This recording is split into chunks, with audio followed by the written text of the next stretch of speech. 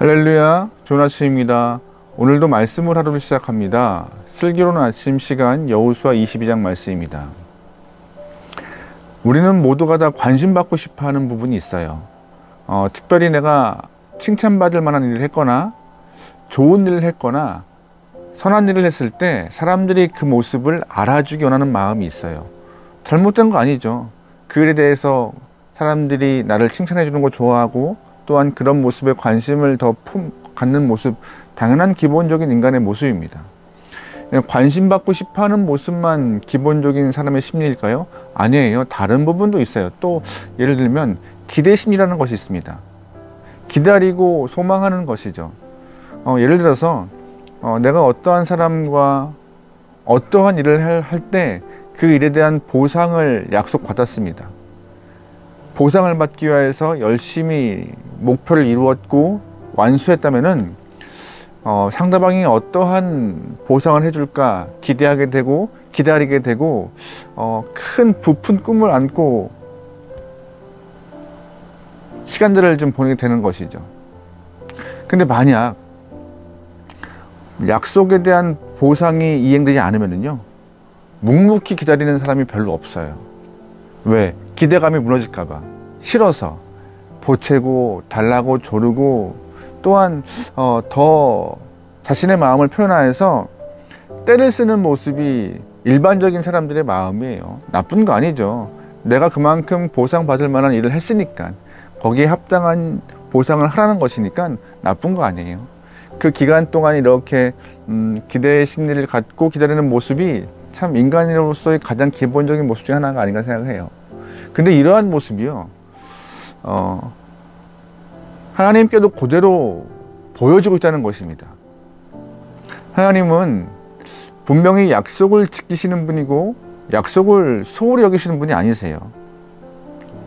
절대 약속에 대해서 잊어버리지 않으시는 분이신데도 불구하고 우리는 하나님께조차 보채고 달라고 떼쓰고 조르는 모습의 신앙의 형태를 좀 보이죠. 분명한 것은 하나님의 때가 아직 안 되어서 우리에게 조금 더 유보하시는 것인데 그런 건 아랑곳하지 않아요. 달라고 해요. 조르고 보채어서 받고 싶어하는 마음을 여실히 드러나는 것이 우리 신앙인들의 모습인 것 같은데요. 하나님의 마음을 알고 주의 성품을 안다면요, 조금 묵묵히 기다리며 주님의 때를 바라볼 수 있는 그런 신앙인 되면 좋을 것 같습니다. 우리에게 그런 모습이 좀 굉장히 부족한 모습인데 날이 갈수록 좀 성숙해지고 건강한 신앙인의 모습을 갖는 모습 중 하나가 기다림의 모습이 아닌가 생각을 해요. 오늘 우리가 보고 있는 여호수아 22장 말씀 보면은요, 루벤 지파, 갓 지파, 므낫세 반 지파가 등장을 해요. 이 세 지파의 모습 보면은 진짜 묵묵히 기다리고 바보 같은 기다림을 계속하고 있는 이 세 지파의 모습이 등장합니다. 여러분 잘 아시겠지만 루벤 지파, 갓 지파, 므낫세 반 지파는 모세 때 이미 땅에 대한 분배를 받은 영혼들이에요. 요단강을 건너오기 전에 요단강 동편에서 모세에게 이 땅 주십시오 라고 이렇게 해서 정착을 했던 영혼들이고, 정착을 통하여서 안정된 삶을 이미 보장받은 영혼들이에요. 어찌 보면은 큰 욕심이 없는 사람들 같이 보이기도 하고, 어떻게 보면은 소박한 사람 같이 보이기도 하고, 어떻게 보면은 믿음이 크지 않은 사람 같기도 해요. 요단강을 건너기 전에 그냥 그럭저럭 살만하니까는 그 동편에서 주저앉고 싶은 것이고, 또 주변을 살펴보니 그럭저럭 목축을 하면서 지낼만한 그런 상황이기 때문에 굳이 강을 건너갈 필요가 있을까? 라고 하는 거예요. 솔직히 모세 입장에서도 가나안에 들어가서 12지파가 땅을 분배하는 것보다 9지파 정도가 분배하는 것이 훨씬 더 다른 지파에게도 많은 땅을 영위할 수 있는 상황이기 때문에 나쁘지 않았던 그런 제안이라고 생각했던 것 같아요. 그래서 모세는 르우벤과 갓, 므낫세 반지파에게 요단강 동편에서 정착하는 것을 허락하는데 조건을 붙입니다. 그 조건이 뭐예요? 요단강에 함께 건너가서 요단강 가나안 정복 사업을 다 이룬 후에 다시금 복귀하여 정착의 삶을 살으라고. 지금 당장 이 강을 건너지 않고 주저앉지 말고 같이 건너가서 전쟁하자는 단서를 붙여요. 이 르우벤과 갓, 므낫세 반지파는 고민에 빠집니다. 동편 땅을 포기하고 넘어갈 것인가, 아니면 동편 땅을 차지하고 넘어가서 싸우고 들어올 것인가. 이들은 선택이 놓여 있는데 르우벤이나 갓지파나 므낫세 반지파는 동편 땅을 선택하고 넘어가서 전쟁하기로 마음 먹습니다. 사실 이들에게는 전쟁의 동력이 없어요. 싸울 의미가 없습니다. 이미 분배를 받았고 목숨 잘 부지하여서 정착하면 되는 상황이었기 때문에요. 하지만 감사한 것은 르우벤 지파나 갓지파나 므낫세 반지파나 같이 강을 건너가서 전투하는 과정 가운데 소홀하거나 비겁하거나 도망쳤다는 분원이 한 군데도 없어요. 그들은 이미 정착을 할 수 있는 땅을 받았지만 강을 건너간 이후에 최선을 다해서 같이 이 모든 상황들을 경험해 왔던 다른 지파들을 위하여서 열심히 전쟁했던 모습이 성심성의껏 그 일에 참여했던 모습이 성경에 기록되어 있는 것이죠. 이제 요단강 건너와서 가나안 땅의 정복 사업이 다 끝났어요. 이제 돌아갈 것 같은 상황이 놓여진 거예요. 르우벤 지파나 갓지파나 므낫세 반지파는 기다리고 있는 것이에요.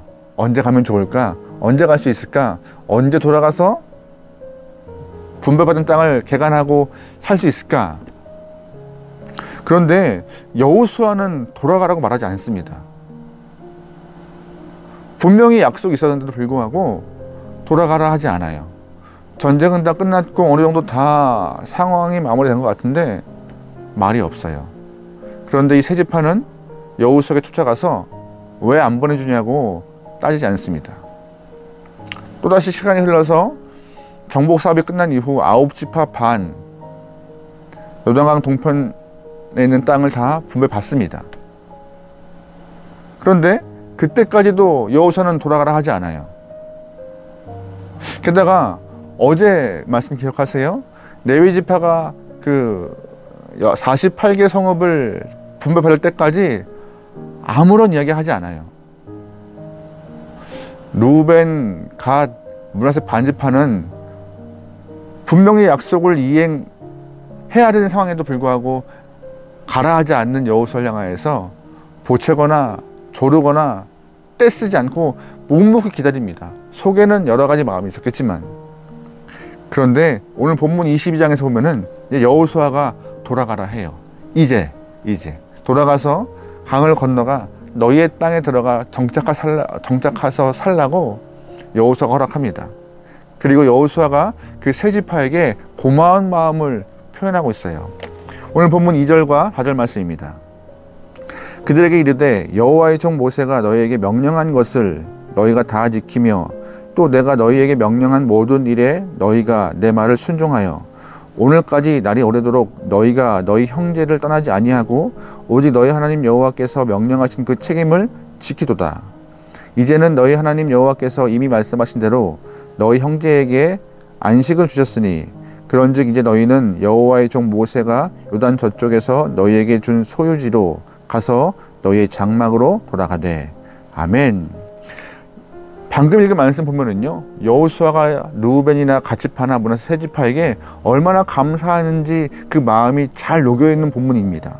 2절 말씀에 너희가 다 지켰다, 너희가 맡은 일에 다 순종을 했다라고. 3절 말씀에 여호와께서 명령하신 그 책임을 다 지켰다라고.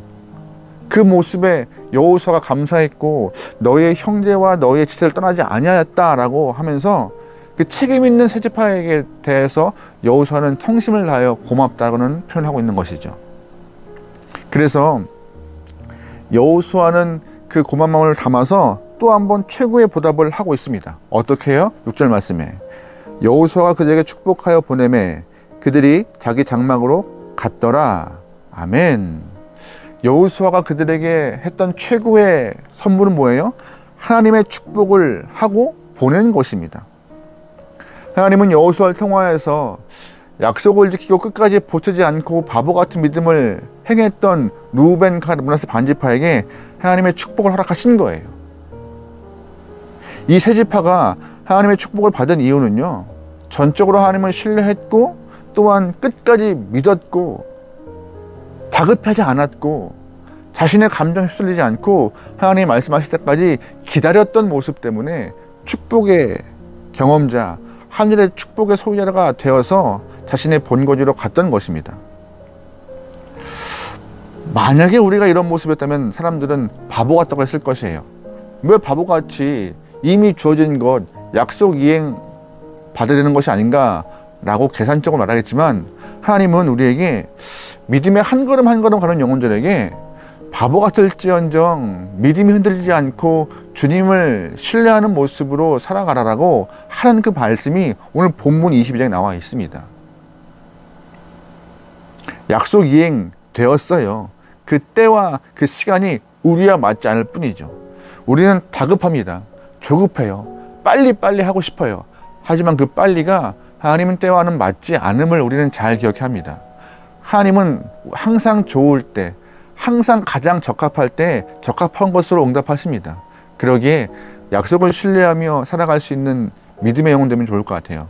바보 같은 신앙이라 할지라도 그 바보 같은 신앙이 하나님 보시기엔 참 아름다운 거예요. 바보 같은 믿음이 주님 보시기엔 칭찬받을 만한 귀한 신앙인의 자세라는 것입니다. 오늘 본문의 루벤 지파, 갓 지파, 므낫세 반지파는요, 하나님의 약속을 붙잡고 보채거나 조르거나 떼쓰지 않고 믿음으로 하루하루 지켜내면서 자신의 본분을 다하여서 순종했다고 칭찬받는 지파가 되었습니다. 우리 또한 그런 모습을 소유하는 신앙이 되면 좋을 것 같아요.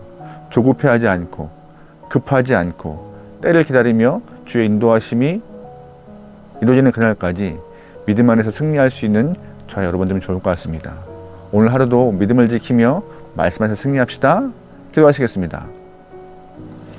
하나님, 세상이 흔들리고 사람은 변하고 참 빠른 변화가 추구가 되는 세상이죠. 하나님, 빨리 변화가 되고 있는 세상에서 적응을 해야 하는 우리들이지만 믿음은 세상에 적응하지 않고 주님께 반응할 수 있도록 허락하옵소서. 주님의 말씀을 기다리며 주의 때를 기다리며 약속을 신뢰할 수 있는 성도가 되어 하나님이 허락하시는 하늘의 축복을 모두가 누리고 나오니 주님이시여 바보 같은 신앙인 되게 허락하소서. 세상의 평가가 아니라 하나님 평가에 민감하여서 승리하게 원합니다. 주님이시여 오늘 하루도 붙잡아 주시고 언제나 주 안에 승리할 수 있는 모든 영혼 되게 허락하소서. 맡기오며 예수님의 이름으로 기도합니다. 아멘.